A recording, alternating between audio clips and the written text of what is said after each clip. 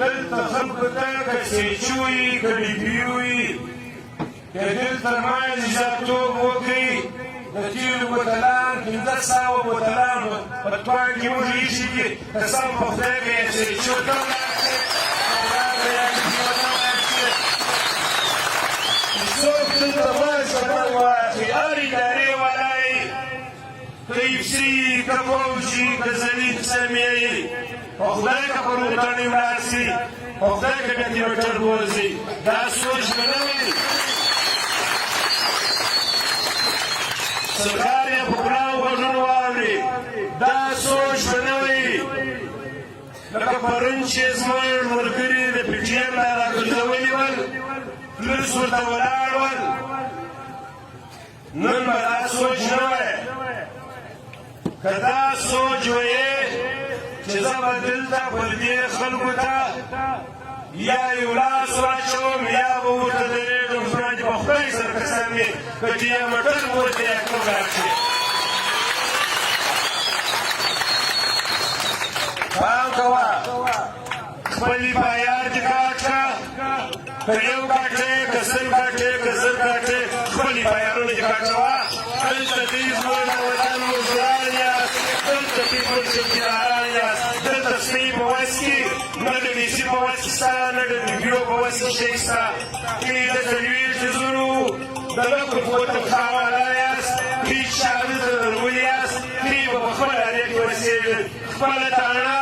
خپل د ډیسي ځای خپله کیامې سامبار کې موږ په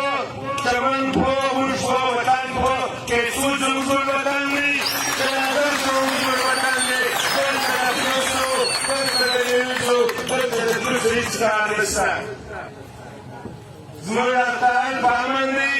موږ په امن ناست یو موږ هر ګاډۍ والا ته موږ هر کوټۍ والا ته موږ هر چمبر والا ته خواست کړی دي موږ ارتانونه تعالی ورته ویلي دي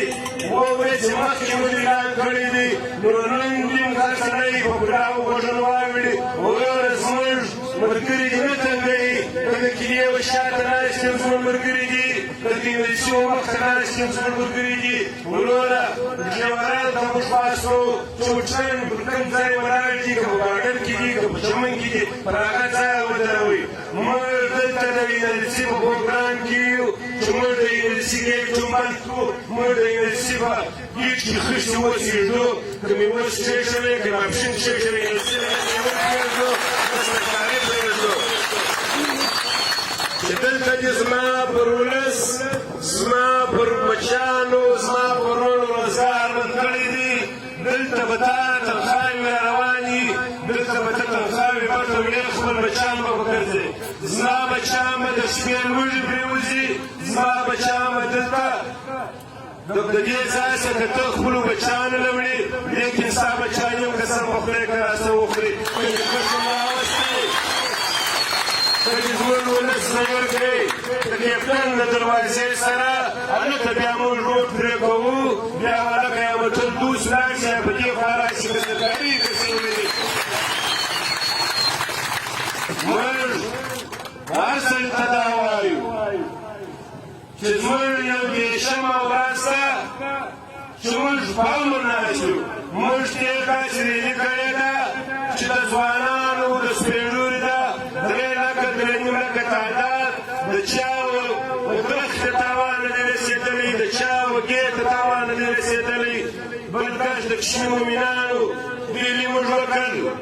تی خو ظالمان یاست تی ظالم غوبک یاست تی ظالم بچیان یاست چې زموږ پر وطن باندې بارډر کارخانه خدای راکړې ده دلته موږ ته پاکستان نه ده راکړې دلته پاکستان موږ ته روزګار نه دی راکړی زموږ د سوونو کالو څخه بارډر دی زموږ د سوونو کالو څخه کارخانه ده دلته موږ د چا پلار د کارخانې څنګه سره راګرځوای نو ورته په څلور پردېشو کې موږ راګرځوي چې دی د پنجاب راغلی دی د پنجاب راغلی دی دلته پر موږ حکمراني کوي بیا موږ به دې حکمرانانو ته دا وایو چې قسم په خدای د تا د کروسن په زور بیا وباسو دلته موږ وټول پاکستان ته دا وایو چې کوم کډوالا دي واغو کډوالا ته وایو چې موږ د 15 ورځې ټیم درکړی دی د 15 ورځې مابعده بیا موږ کډې وبندوو بیا موږ یو شی باندې نه پرېږدو بیا به کډې راځي دا به کډې خرابیې